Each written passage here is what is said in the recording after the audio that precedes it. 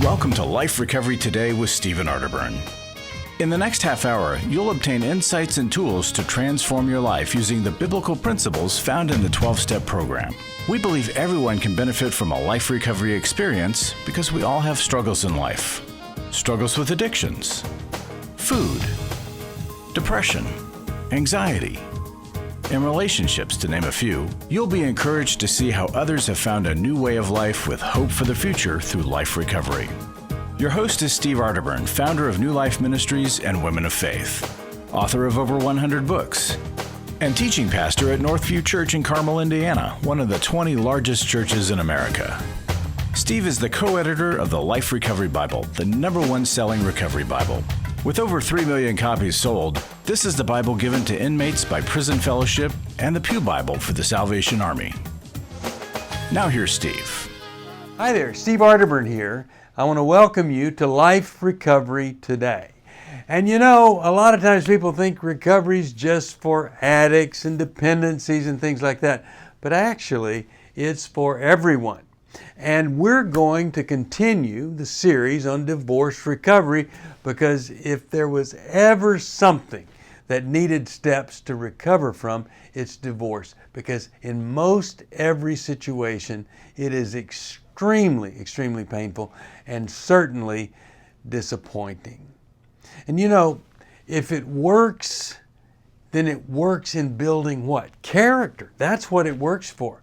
And I don't know of anything that can drain character like an addiction or something unexpected like divorce. And here today, we're going to start with step 4. Now, step 4 is making a fearless and searching inventory, moral inventory of ourselves. And if you're going through divorce, I can tell you, it is much more enjoyable to do that of the other person. But that doesn't help. We have to stay on my side of the street.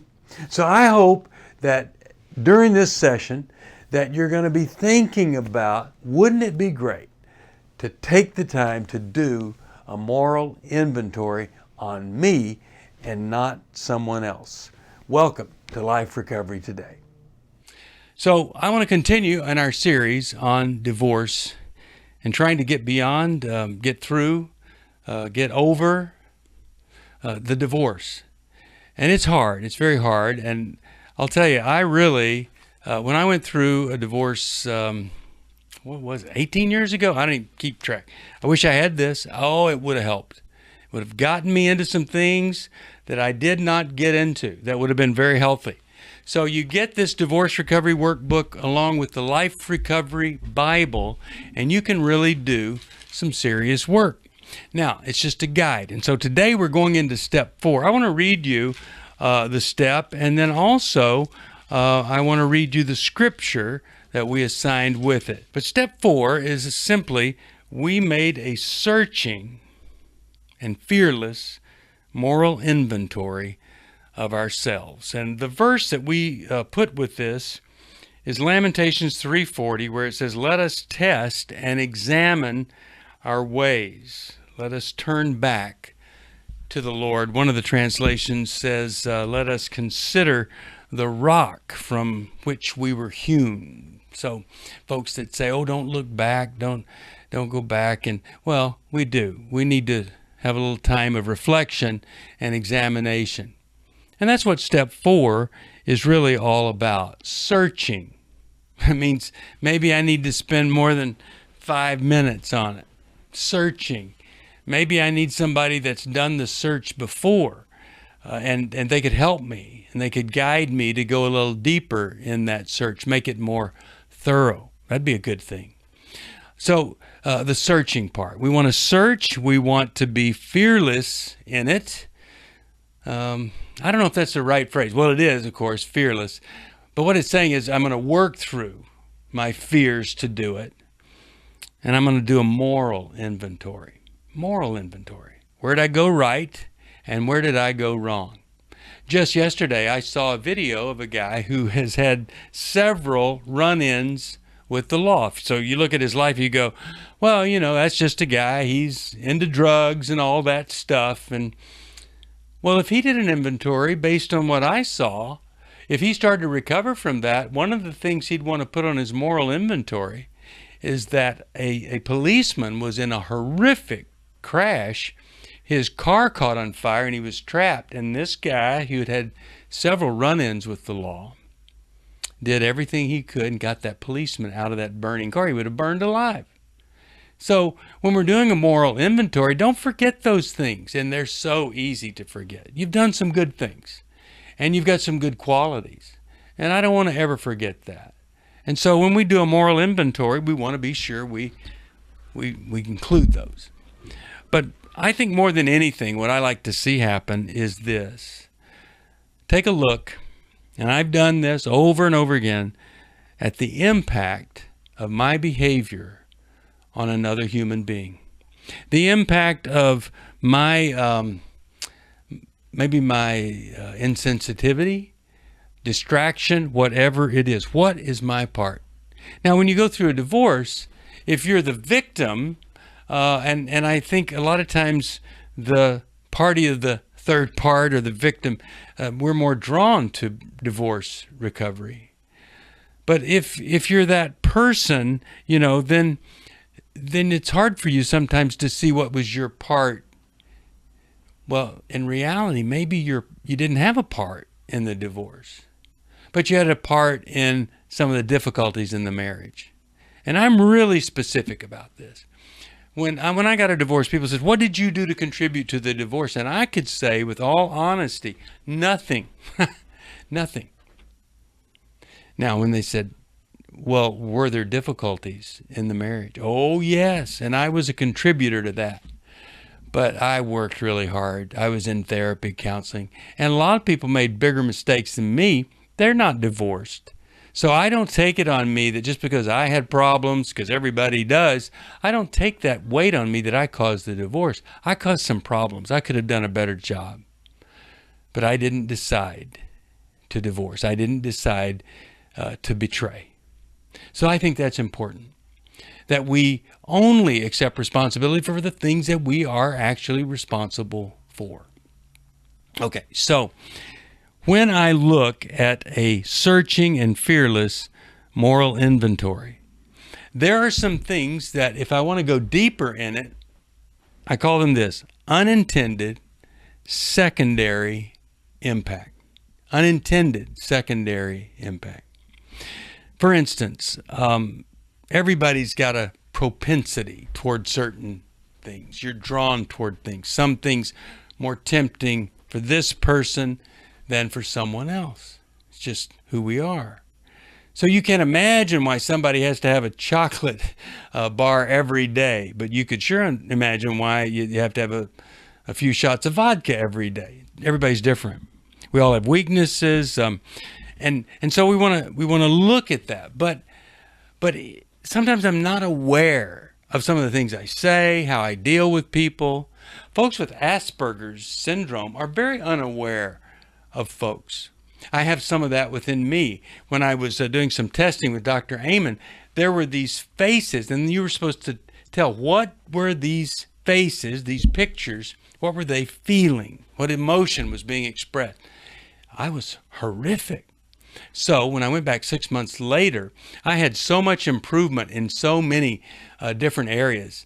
In fact, there's this little machine you push, and the first time I had normal things that people with attention deficit disorder have. But the second time, I didn't even have any symptoms based on that test of attention deficit disorder. Well, I had studied those faces to get ready for that test, and I did worse on it the second time. So I know that there are some insensitivities within me that cause some impact on other people's behavior, and I need to look at that. It's not that I wanted to hurt somebody, but I probably did. And I look back, I see their reaction to me, and I think, oh, maybe that was one of those unintended secondary impacts that wasn't great. I want to put that on my moral inventory. I want to write that down. I don't want to forget that. I need to deal with that. Lamentations 3:32 through 33 says this: though God brings grief, he also shows compassion. because of the greatness of his unfailing love. For he does not enjoy hurting people or causing them sorrow. So God doesn't want us, wallowing in sorrow and suffering and feeling horrible. Well, let me tell you something. Doing that moral inventory is a great step out of that. And when I do this inventory, I sometimes look at the insensitivities, the subtle things. I look at maybe a lack of care and concern for others. I want to write down evidence of a double life, regrets, things that I regret happened or said or did, memories I don't want to go over. And I just want to, no matter who caused the divorce, I want to do this work for me and on my character. That's what we're going for, is just doing work on us.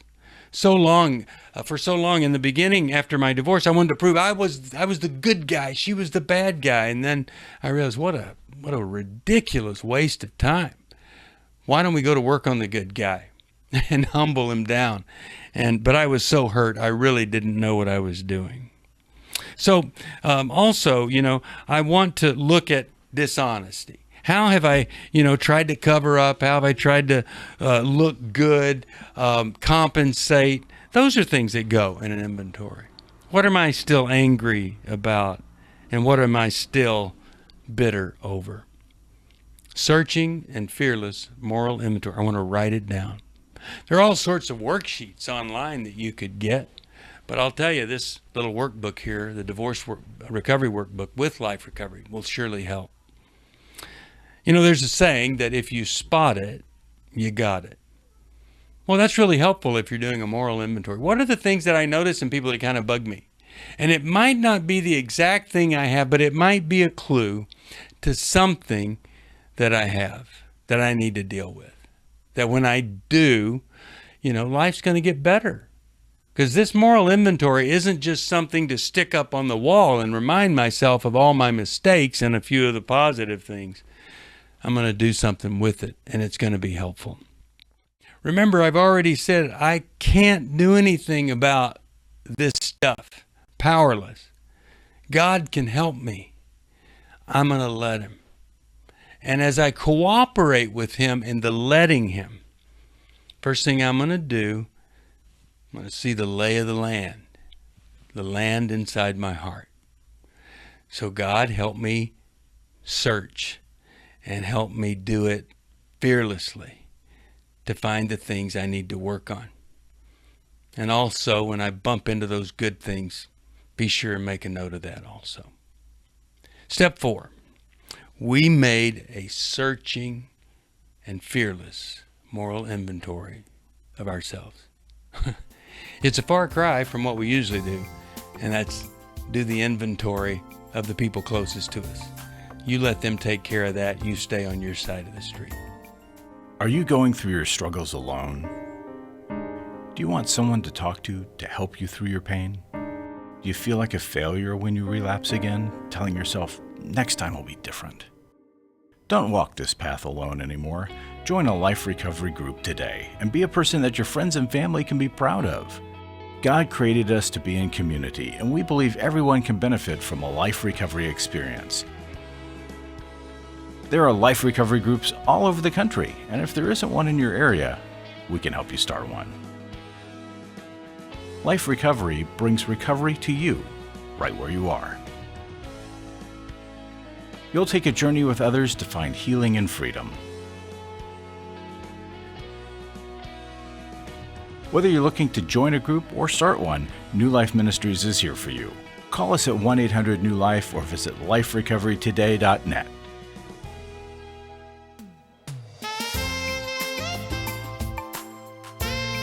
Welcome back. You can see that discovering your motive and loving well can change everything. And you can't love well if the motives aren't right. Now, when you seek help for your own healing, well, then it's essential that that help is the right kind of help. And I really believe starting with 4, going to 5 is the right kind of help. Let's look at step 5. So let's continue with divorce recovery. Step 5 is what we're going to deal with today. And in step 5, it's a pretty amazing step. I mean, it's not easy. My friend Dave Stoop, that I wrote with and edited the Life Recovery Bible with, he said, I don't want to die before I'm dead. Now, what he meant was, I don't want to be laying, in some bed for the next 10 years and I'm breathing. I want to live life to the fullest right up to the end, and I'll accept my limitations and all of that, but I want to live. Well, what is it that causes us to die, inside, even though maybe physically we're not? Well, certainly shame kills us, and secrecy kills us. Shame and secrecy. And so you go through life, and if you don't do something like this 5th step, you could go through life with all this shame and all of these secrets, and they just keep building upon one another. And you just can only take so much of that before something breaks. So here's what the steps lead us to. They lead us to confession, which is healing. They lead us to opening up about the situation that we're in and the condition of our soul. What a great thing that is. If there were 5 steps, they'd be worth taking them. Now, fortunately, there are more, and we'll finish all 12 when it comes to divorce recovery. But when you get divorced, your tendency, if it's like mine, hide, cover up, crawl in a hole, isolate, don't talk to me, keep secret, don't share feelings, and that can kill you. It's a death-inflicting way to live. And so, as we've recovered from divorce, or in the recovery process from divorce, we have opened an opportunity where we would be able to see an extreme limitation. I can't do this on my own. It's not going to go well. I realize God can, and I decide I'm going to let him. And the first part is step 4 of letting him. I go to work on my soul. I take an inventory, and I list all this stuff. And then here I come to step 5. I'm going to admit, or we admitted to God, to ourselves, and to another human being, the exact nature of our wrongs.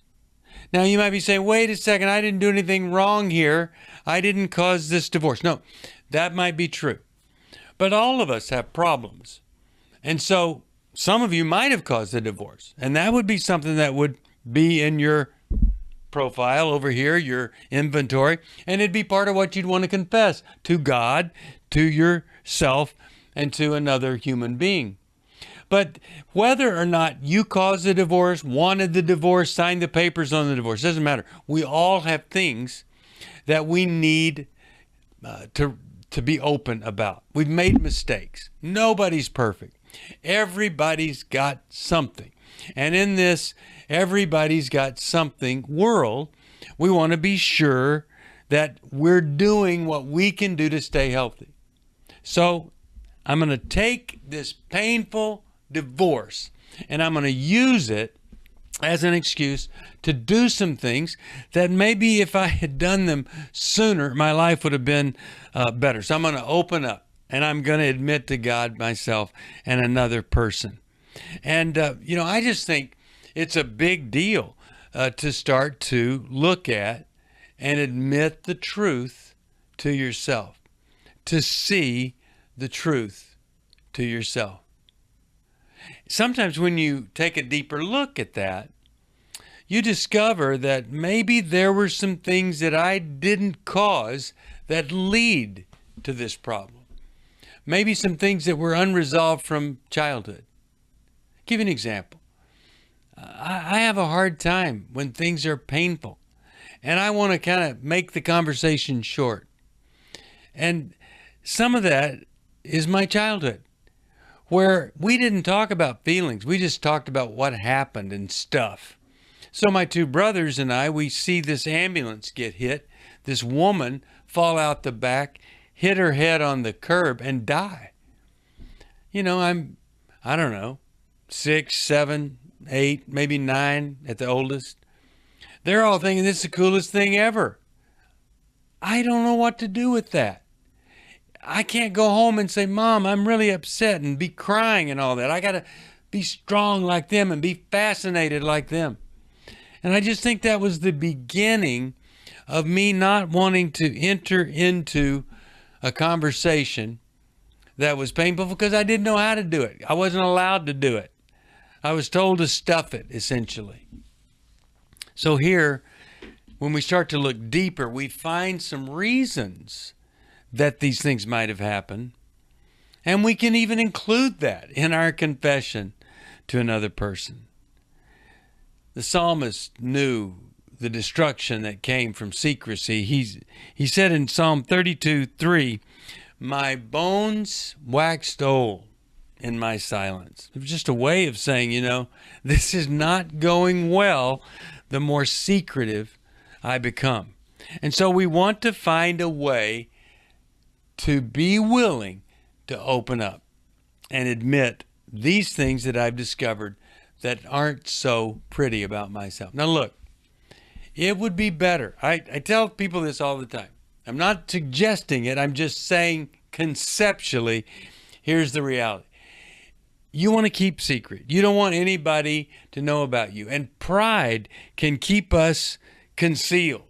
We don't want to be known.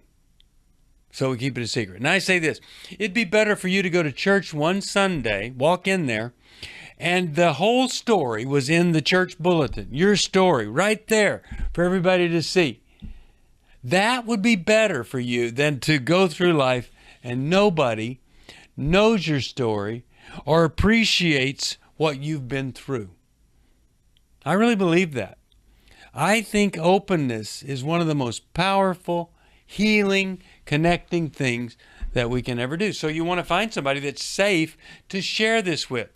Could be a counselor.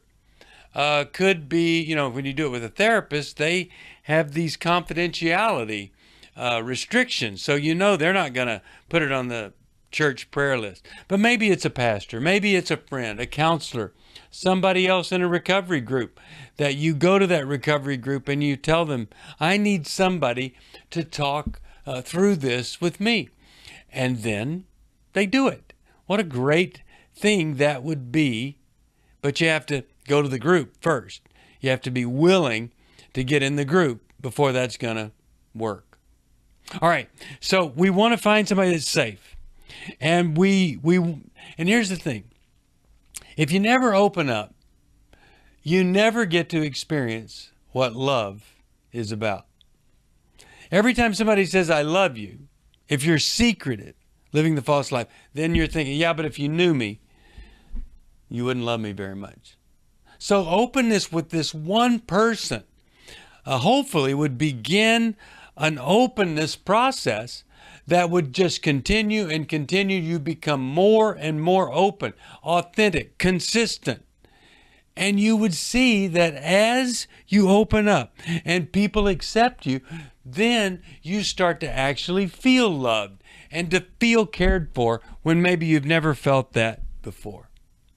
Now I want to tell you, up ahead of all this misery that you're going through, I believe there is a mission for every person. Right now, what you're focused on, and appropriately so, is just preservation, just trying to stay sane and trying to just keep yourself from falling apart maybe some days. Great. But I'm going to tell you, up ahead, there's a new mission. And I think that you can go from this place of self-preservation and just coping to becoming a fellow healer of other folks who have gone through or are going through divorce. And that's why, you know, we go through this little workbook, because it helps us to get down into the deep parts, free us up from them, which involves confessing them, so we can be free to see what is God going to do with all this pain. How can I use it for good rather than all of it going to waste? Now look, Those first 4 steps, you've really done something on your own. But here, it's the beginning of connecting with another person. Humbly asking them to help you on your journey. So you got to be careful. Be sure it's not somebody of the opposite sex, let's say, and now you're going from divorce to a relationship really quickly. Don't do that. Because, that's just medication. And, I just hope and pray that in your depression or the obsession over this thing that you don't reach out to another person of the opposite sex and get involved quickly, because it's going to kill the whole thing. But opening up to a healthy person really helps energize and provide a new way of living for you in openness and honesty, and no longer concealing the truth from other people.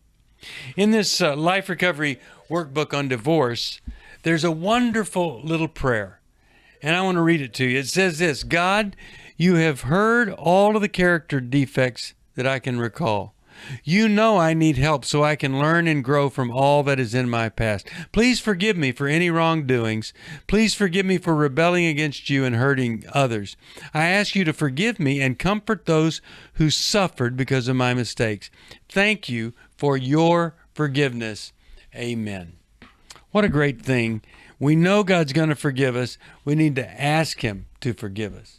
This great verse, James 5:16, confess your sins one to another and pray for each other that you might be healed. That's what I want for you. I want hope and healing for all that hurt stuff that's down in there. And I know God wants that for you also. Well, I hope some of that was helpful to you. Actually, I hope all of it was helpful. And I hope it's going to encourage you to do something to bring that healing process more into your life every single day.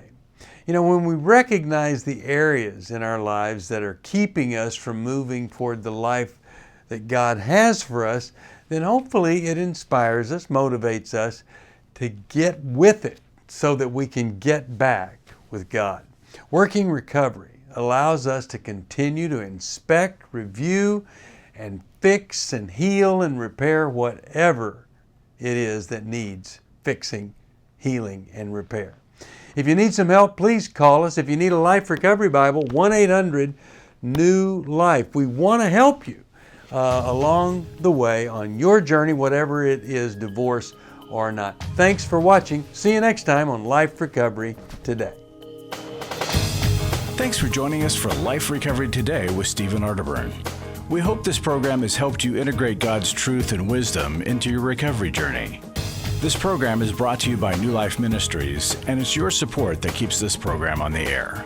When you contact us for any reason, be sure to let us know that you watch on NRB. Call us at 1-800-NEW-LIFE or go to liferecoverytoday.net. Please join us again next week for more Life Recovery Today.